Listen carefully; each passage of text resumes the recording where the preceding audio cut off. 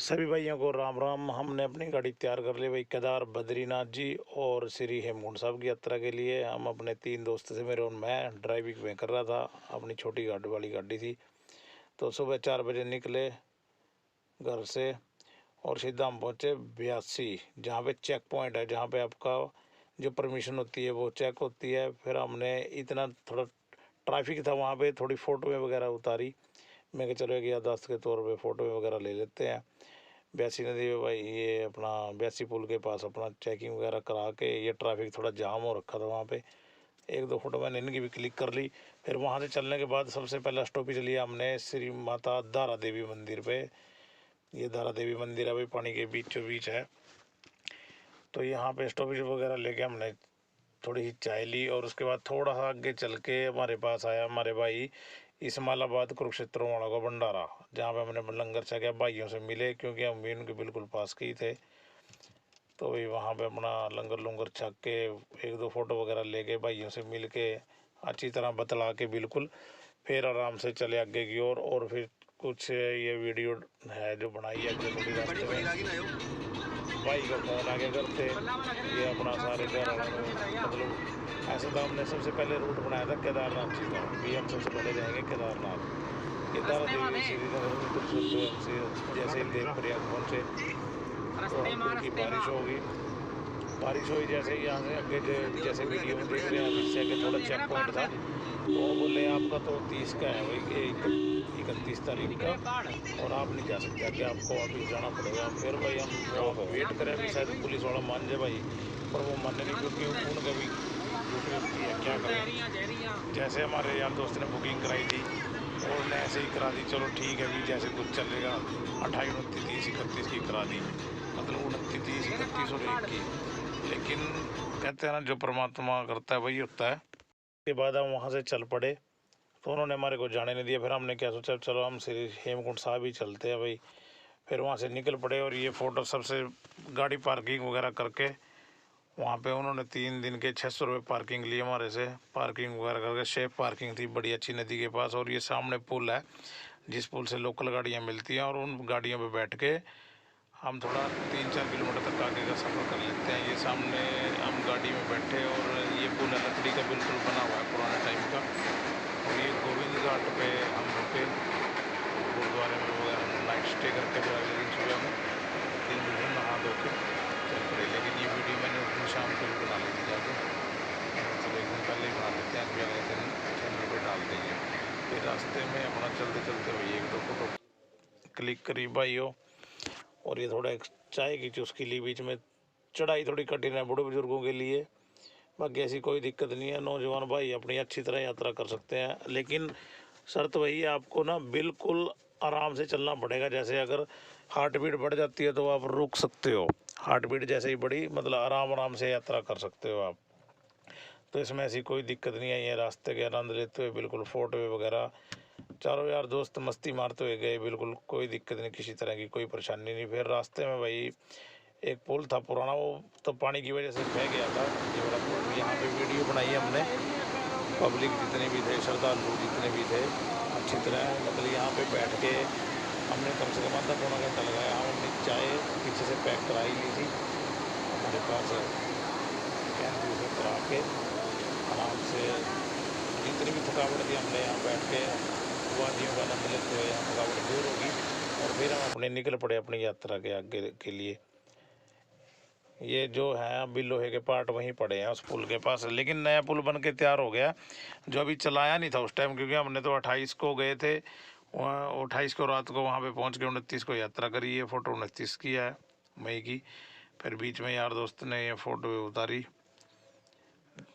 बाकी एक बात है भाई, पानी का आनंद मतलब चिल्ड था पूरा पानी, मतलब हाथ लगाते पूरा ठंडा है, ऐसे जैसे अपने फ्रिज में पानी होता है उससे भी कहीं 2-3 गुना ज़्यादा ठंडा था पानी। लेकिन मज़ा बहुत आया, इतनी बढ़िया मतलब यात्रा रही। कहते हैं जैसे बाबा जी की मर्जी होती है ना, वही होता है। हमने सोचा केदारनाथ जी चलेंगे पहले, लेकिन जैसे ही महाराज जी की मर्जी थी हम सबसे पहले गए कहाँ पे, श्री हेमकुंड साहब में। क्योंकि हमारी जो बुकिंग थी ना वो हमने मतलब इतना प्रॉपर नहीं सोचा था भी ऐसे हो जाएगा हमारे साथ, क्योंकि हमने तो अपने तरीके से कराई थी। चलो भी जैसे डेट ले लो कोई भी, हम आगे पीछे जा सकते हैं, क्योंकि उस टाइम पहले तो अखबार में आ गया था भी भीड़ ज़्यादा है। फिर हम यात्रा करते करते सीधा पहुँचे ये गोविंद धाम पे। थोड़ा पहले है गोविंद धाम से, जहाँ हेलीकॉप्टर उतारता है, यहाँ से आगे श्रद्धालु लोग पैदल या फिर अपना वो घोड़ी गाड़ी करके या फिर डोली करके जाता है यहाँ से। और ये पूरी हेलीकॉप्टर की वीडियो, इसलिए मैंने पूरी वीडियो बनाई। मैं चला आपको दिखा सकता हूँ, कोई भाई ने नहीं देखा हो कई बार, जैसे बिल्कुल पास से उतरते हुए सवारी हुई। इसमें 4-5 ही बैठाते हैं चौपर एक हिसाब से, लेकिन भाई टाइम नहीं था, क्योंकि भाइयों को भी सारे यंग बॉय थे सारे। ये था भी हाँ भी यात्रा करनी है तो करनी है, बड़ी इतने दौड़ी वो कोई दिक्कत नहीं है। एक भाई था जिसको थोड़ी सी दिक्कत आई, लेकिन वो भी हमने, मैं कहा चलो इच्छा है आपकी, वो गोविंद धाम तक तो पहुंच गया, लेकिन गोविंद धाम से आगे नहीं गया वो। फिर हमने उसको बहुत कोशिश की भी हम लेके चलें, क्योंकि सोचते हैं क्या पता परमात्मा के रूप में मिल जाए कि किसी की यात्रा किसी एक दूसरे बंदे के कारण सफल हो जाए, तो उसमें कोई अर्थ नहीं। अगर आप भी कहीं यात्रा पर जाओ, अगर आप सब ठीक है, बंदा ढीला है, जो चलने में असमर्थ है, उसको हौसला दो, चलाओ अपने साथ, उसको दर्शन कराओ, उसका फल सभी को मिलता है परमात्मा की तरफ से। इसमें कोई दिक्कत नहीं है। इसमें बंदे आए जैसे उतारे, अब ये इनको उतार के दूसरों को बैठाएगा और उसके बाद चल पड़ेगा अपना वापसी की तरफ गोविंद घाट के लिए। तो ये वीडियो पूरी बनाई।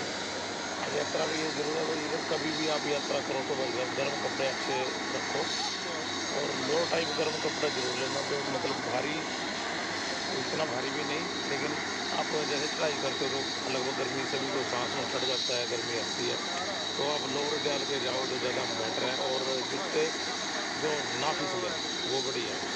लेकिन जो रास्ता है उसमें ऐसे सारा पत्थर लगे हैं रास्ते में, कहीं कहीं है सीमेंटेड जहाँ पे फिसलने का डर रहता है, जैसे बारिश वगैरह लगती है कई बारी, तो ऐसी कोई दिक्कत नहीं है। आप यात्रा बड़े आराम से कर सकते हो। कई बंदे घबराते हैं अभी नहीं यात्रा नहीं कर पाएंगे, सांस चढ़ जाएगा, ऑक्सीजन की कमी है, ऐसा कोई। गोविंद धाम के ऊपर जहाँ पे हेलीकॉप्टर उतरता है वहाँ तक कोई प्रॉब्लम नहीं है। जो प्रॉब्लम होती है बिल्कुल वो लास्ट में आती है जाके, हल्की फुल्की होगी, लेकिन आप धीरे धीरे चलते रहें तो उसमें भी कोई प्रॉब्लम नहीं है। और फिर आपके भाई ने 2-4 सेल्फियाँ ली, हेलीकॉप्टर को तो प्यार है, हमें अपनी सेल्फियाँ वगैरह लेके रात के नींद भी प्रॉपर नींद नहीं हो पाई, फिर आँखें बड़ी भीग रही, इसमें तो वो कोई हुआ नहीं।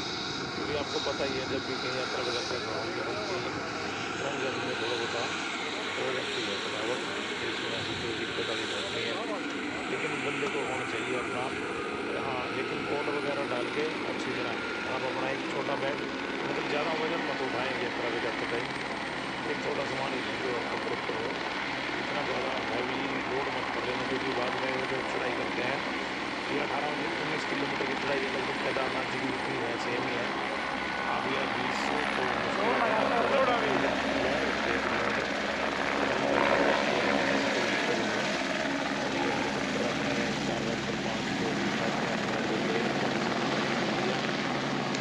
अभी तक जब तक हेलीकॉप्टर आ नहीं जाएगी वहाँ पे रुक के देखना इसको, ये बाकी यात्री जो है देख रहे हैं, और फिर हम आगे अपनी यात्रा की ओर चल दिए गोविंद धाम की तरफ। फिर ये रास्ते में आपके भाई ने फोटोएं ली, आनंद बड़ा आता है वादियों में। देखो ये ऊपर की फ़ोटो है, बिल्कुल बर्फ़ क्लीन दिखती है। और फिर हम लास्ट में पहुंच गए, और सबसे पहली सेल्फी श्री हेमकुंड साहब जी की वहाँ पे हमने ली जाके। बर्फ़ थोड़ी कम थी, ये साथ में ही है इधर बना हुआ। और ये श्री गुरुद्वारा साहब जी जहाँ पे मैंने अपने सेल्फी वगैरह ली, क्योंकि हर एक बंदा जो भी कोई यात्रा करता है वो इंटरेस्ट रखता है, हाँ भी मैं जहाँ पे गया अपनी यादें संजो के रखूँ। ये तालाब है जो मतलब चारों तरफ से पहाड़ से घिरा हुआ है, साथ में गुरुद्वारा साहब है, तो इसमें पानी इतना ठंडा है भी हद से ज़्यादा। जो बंदा जाते ही अगर चढ़ाई करके जैसे जाते ही स्नान कर लिया तो ज़्यादा बढ़िया रहेगा। अगर आप रुक के स्नान करते हो, जैसे 15-20 मिनट रुक गए, फिर आप पे नहाया भी नहीं जाता, क्योंकि पानी इतना चिल्ड है ना, आप उसके मौसम में नहीं, क्योंकि शरीर इधर से नीचे जाते हैं तो गर्म होता है। और ये श्री हेमकुंड साहब जी के बाहर का दृश्य दिखा रहा हूँ, और ये तालाब का। फिर हमारे हमने घूम फिर के अपना 2-4 फोटो में, मतलब ज़्यादा टाइम मतलब नहीं लगाया। हमने जैसे ही पहुँचे ऊपर, अपनी 5-4 जो भी सेल्फियाँ सबने यार दोस्तों ने खींचनी थी, हम खींच के वगैरह अपने साथ के साथ नहा लिए थे। नहा के बड़ा आनंद आया, जो सारी थकावट थी वो दूर हो गई। मतलब ऐसी कोई परेशानी नहीं थी। बंदा सोचता है पहले, हर कोई जब पहली बार जाते हैं, हाँ भी यार पता नहीं कैसा रास्ता होगा, क्या मुसीबत आएगी, क्या होगा, लेकिन परमात्मा से अरदास करो भी सब कुछ भला करे और अच्छी तरह। और ये वहीं हेमकुंड साहब जी के पास श्री लक्ष्मण जी का मंदिर है। ये भी बहुत पुराने टाइम से बताया जाता है। इसकी मैं वो पूरी कहानी तो नहीं बता पाऊँगा आपको, लेकिन हम लक्ष्मण जी के मंदिर भी देखा वहाँ पे, ये साथ में ही था। फ़ोटो वगैरह खींची। अपना फ़ोटो वगैरह क्लिक करने के बाद हमने मतलब 10-12 मिनट ही लगाए होंगे फ़ोटो में क्लिक की, ज़्यादा टाइम तो नहीं लिया। फिर उसके बाद आसपास संगत भी सभी फ़ोटो में ले रहे थे, क्योंकि मौसम ही वहाँ का इतना नेचुरल है और इतना बढ़िया है। मतलब आपका दिल करेगा हाँ भी मैं फ़ोटो में लेता रहूँ, खींचता रहूँ सेल्फियाँ। पर क्या करें, टाइम भी अपना होता है भाई देखने का। टाइम के हिसाब से चलता है सारा कुछ। और ये अपनी फ़ोटो में खींचने के बाद फिर हमने जैसे ही बस वहाँ पे पहुँचे, फ़ोटो खींची। ये भाई ने खींची है फ़ोटो में, क्योंकि मैं खुद सेल्फी ले रहा था अपनी। और उसके बाद हमने ज़्यादा टाइम ना लाते हुए ना, बस मैं कहा चलो स्नान करते हैं, क्योंकि अगर शरीर ठंडा पड़ गया आपका उसके बाद आप स्नान नहीं कर पाओगे। बस अपने भाई फिर अपना हमने स्नान वगैरह करके, ये स्नान की फ़ोटो हैं डाल रखी हैं। स्नान वगैरह करके, तालाब है बिल्कुल साथ में, बड़ा मस्त पानी। इतना वो बर्फ़ बिल्कुल कम थी, लेकिन पानी भी देखो बिल्कुल क्लियर दिखाई दे रहा है। बर्फ़ थोड़ी कम थी क्योंकि उस टाइम ये मई का महीना था। ज़्यादातर अब जैसे ये अक्टूबर और सितंबर में बर्फ़बारी ज़्यादा होने पड़ने लग जाती है। अक्टूबर से अगर आपने ज़्यादा बर्फ़ का मज़ा लेना तो भाई अक्टूबर और ये मतलब सितंबर और अक्टूबर में आप जा सकते हो अच्छी तरह, कोई दिक्कत नहीं है। सितंबर अक्टूबर में जैसे ही आप जाओगे आपको अच्छी बर्फ़ देखने को मिलेगी। और हमने स्नान वगैरह करके फिर हमने श्री हेमकुंड साहिब में अंदर माथा टेका। हम लगभग 11 बजे वहाँ पे पहुँच गए थे। अरदास सुनी 11 बजे की। ये लक्ष्मण जी का मंदिर है। और ये एक मैंने शायद आपको ये मैंने स्नैप्स डाल रखी है एक कहानी की, प्रॉपर ना दिखे अगर कोई भाई देखना चाहता है इसको देख सकता है। ठीक है जी, ये लक्ष्मण जी के मंदिर के बारे में डाल रखा है। और हमने जैसे ही पहुंचते हैं ये शायद, तो वहाँ पे अपना जाके वहाँ पे हम जाके दर्शन करके अपना वही वापसी चलते हैं। और वापसी में ये लास्ट टाइम में बिल्कुल नीचे आके हमने फ़ोटो में खींची अपने दोस्त से, फ़ोटो वगैरह खींच के बाकी यात्रा का वापसी में कोई ज़्यादा टाइम नहीं लगता। आप सीधा ऊपर से नीचे भी आ सकते हो, अगर गोविंद धाम ना स्टे करना हो तो आप आराम से आ सकते हो, इसमें कोई दिक्कत नहीं है। धीरे धीरे आराम से, लेकिन उतरते टाइम ख्याल रखना पड़ता है भाई, आप आराम से चलिए। फिर उसके बाद हम सीधा गए बद्रीनाथ जी। श्री बद्रीनाथ जैसे ही हम पहुँचे भाई बहुत भीड़ थी, लाइन थी कम से कम 2 किलोमीटर की लंबी। और हम भी अपना लाइन में पहुंच गए। वीडियो मैंने कोई गोविंद घाट से आगे कोई बनाई नहीं, गोविंद घाट से आगे ही पड़ता है सीधा बद्रीनाथ जी। फिर अपना हम बद्रीनाथ मंदिर में पहुंचे भाई, काफ़ी टाइम लगा लाइन में। लाइन बहुत लंबी थी, क्या करें, लाइन इतनी लंबी थी आप लगा लो कम से कम 2-2.5 किलोमीटर। हमें पहले तो हम मंदिर के दरबार के पास ही पहुंच गए, चलो जल्दी से हो जाएंगे। लेकिन वहाँ पे जैसे पीछे बाहर श्रद्धालु लाइन में लगे थे, तो जैसे ही लाइन पे हम बैक चलते गए तो लास्ट में बिल्कुल लास्ट में माणा गांव की तरफ से हमें लाइन में लगना पड़ा। और फिर हम मंदिर में कम से कम 1.5-2 घंटे के अंदर मंदिर में पहुंचे। और वहाँ पे जैसे ही मंदिर में आते हैं थोड़ी देर के लिए वो विश्राम के लिए कपाट जी बंद हो जाते हैं। फिर जैसे ही इतना कपाट खुलते हैं मैं चलो इतना सेल्फी वगैरह ले लें अपनी, भाई आनंद बड़ा आता है। रास्ते में ऐसे कोई दिक्कत नहीं, अगर सीधा आप ऋषिकेश से सीधा जैसे मान लो श्री हेमकुंड साहब गोविंद धाम गोविंद घाट रुक के जाते हो, और उसके बाद सीधा अगर आप बद्रीनाथ करते हो तो रास्ते में कोई भी प्रॉब्लम नहीं है किसी भी तरह की। हाँ थोड़ी दिक्कत है तो वो रास्ता है केदारनाथ जी का। केदारनाथ में हल्की फुल्की जो कुंड से ऊपर रोड आता है वो 37-38 किलोमीटर का है। तो हमने अपना यहाँ पे दर्शन वगैरह करके वही फ़ोटो में खींची और उसके सीधा चल दिए वापसी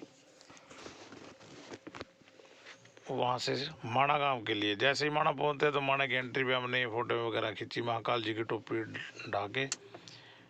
तो ये गणेश गुफा जी है और वेद व्यास जी जो वहाँ पे अपना ये कथा लिखी थी इन्होंने सारी, बहुत अच्छे तरह है दर्शन हुए, बहुत अच्छा बढ़िया बना। अगर आप भी कभी घूमने जाओ तो माणा जरूर घूम के ना, क्योंकि माणा में ही। और ये देखो सरस्वती माता का स्थल, इससे आगे जाती नहीं, यहाँ पे कल कल की आवाज़ पूरी आती है। साथ में ही मंदिर बना हुआ है बिल्कुल माता जी का। जहाँ पे काफ़ी भीड़ थी। और यहीं पे बिल्कुल सामने भी हम दिखाएंगे आपको भारत की अंतिम दुकान जो बिल्कुल माणा में है, इसके साथ बॉर्डर एरिया लगता है। और ये देखो भारत की, हिंदुस्तान की जो आखिरी शॉप है। हमने भी यहाँ पे चाय वगैरह लेके 2-4 फ़ोटो क्लिक करी। हाँ, ये बिल्कुल है, यहाँ पे बिल्कुल पास में ही अपना जो बॉर्डर लगता है, क्योंकि आप सिर्फ माना में घूम सकते हो लेकिन बॉर्डर एरिया में नहीं जा सकते। आर्मी वाले वहाँ पे पहरा देते हैं, वो बैठे रहते हैं। और हमने यहाँ पे ये वापसी की फ़ोटो है जो खींची है लास्ट, क्योंकि जाते टाइम तो हमने सोचा सीधा चलते हैं अब केदारनाथ में। और हम रास्ते में पीपल कोटी में स्टे करके अगले दिन सुबह सुबह 5 बजे निकल लिए थे और वहाँ पे लगभग 12 बजे के आसपास हम पहुँच चुके थे। और ये सबसे पहला गौरी कुंड से पहले पुल पड़ता है, जहाँ से आप बिल्कुल यहाँ से पैदल जाना होता है अपने आगे, और थोड़ा आगे जाके पुल पार करके गाड़ियाँ मिलती हैं। गाड़ियाँ वगैरह में हम बैठ के 4-5 किलोमीटर का सफ़र करके वहाँ पे केदारनाथ ट्रैक पे पहुँचे, जहाँ पे ट्रैक है। ट्रैक के बाद हमने की पैदल यात्रा। फिर ये फर्स्ट पहला पड़ाव जहाँ से बिल्कुल चढ़ाई शुरू हो जाती है, जो ये अपना गेट बना हुआ है केदारनाथ जी का। हम अपने पूरी तैयारी के साथ सामान बिल्कुल कम लेके हम चल पड़े। आपको याद, अगर जब भी आप जाओ सामान बिल्कुल कम ही लो, क्योंकि आपको रास्ते में ये 18 किलोमीटर की चढ़ाई हमने की। ये थोड़ी बहुत देखो, केदारनाथ अभी यहाँ से 10.5 किलोमीटर था। चलते चलते हम जैसे ही अपना पहुँच गए, प्राकृतिक वादियों का आनंद लेते हुए हमने यात्रा बड़े मज़े से की। ऐसी कोई प्रॉब्लम नहीं आई। भगवान भोलेनाथ सबके साथ होते हैं, किसी को कोई दिक्कत नहीं आती, क्योंकि बंदा जो जिसके नाम पे चल देता है ना, तो उसमें कोई प्रॉब्लम नहीं है। और रास्ते में 1-2 जगह बर्फ़ भी मिली हमें, रास्ते में थी बिल्कुल। अपनी फ़ोटो वगैरह क्लिक करी, वादियों का आनंद लेते हुए निकल पड़े। शायद उस हम जब 12 बजे निकले तो उस दिन मौसम थोड़ा ख़राब था, हेलीकॉप्टर नहीं चल रहे थे उस दिन। हेलीकॉप्टर बंद कर देते हैं और जैसे हम फिर ऊपर पहुंचते हैं बिल्कुल टाइम, हम वहां पे रात को 8 बजे पहुंच गए।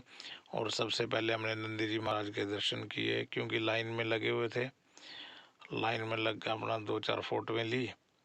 और उसके बाद हमने जो हमारे दिल की तमन्ना थी, हमें बाबा केदारनाथ जी के दर्शन करने हैं, बाबा जी ने बड़ी अच्छी तरह से ये खोया पाया केंद्र में गुलाबी राजपूत आपका वेट कर रही है।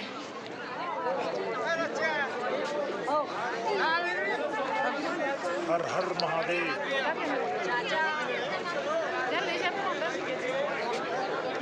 एक बात तो है सर, वहाँ पे भीड़ बहुत थी।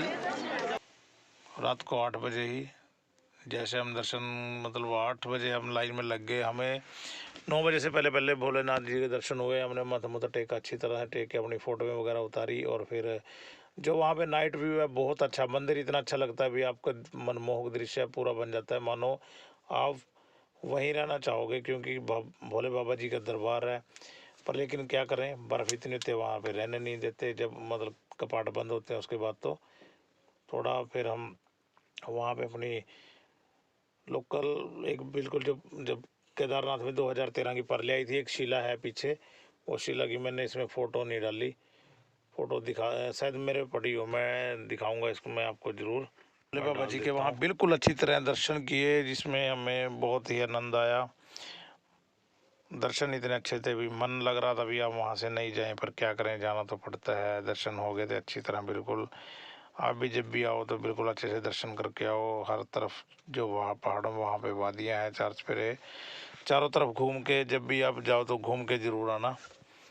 और हर एक इंसान को जीवन में अपने एक बार ये यात्रा ज़रूर करनी चाहिए, क्योंकि देखो बाबा केदारनाथ जी का दरबार है, दर्शन तो ज़रूर करने चाहिए, जाना चाहिए। मतलब कोई भी हो बंदा, किसी भी तरह, मतलब अगर जिस तरह भी सक्षम हो। जय हो केदारनाथ महाराज।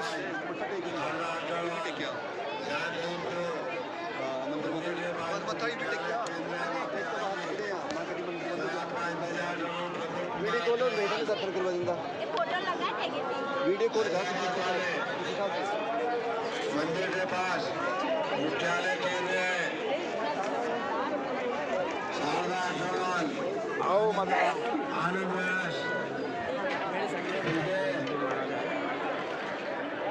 जय हो नंदी जी महाराज, जय हो केदारनाथ महाराज।